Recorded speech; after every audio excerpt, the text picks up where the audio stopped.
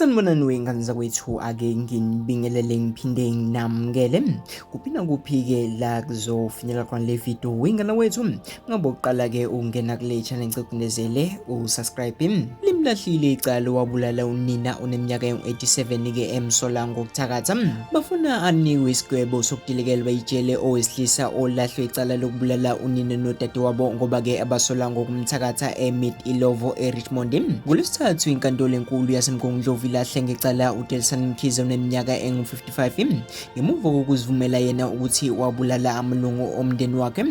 Mkhize ke ulahle icala lokubulala ke unina unkosikazi Masisi Mkhize oneminyaka engu-87 nodadewabo ke amlamana naye unkosikazi Celiwe Mkhize oneminyaka engu-40. Lesigameko ke senzeka ngomhla ka-20 ke kuZibandlela Disemba ngonyaka owedlule.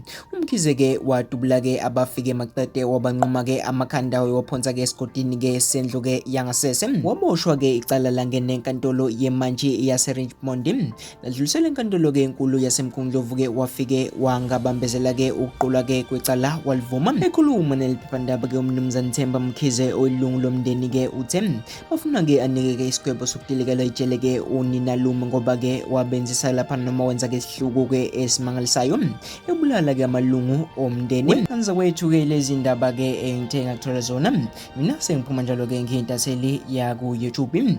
Ngomba uqala ke ukubona le video noma ungena kule channel, cigcinezele usubscribe.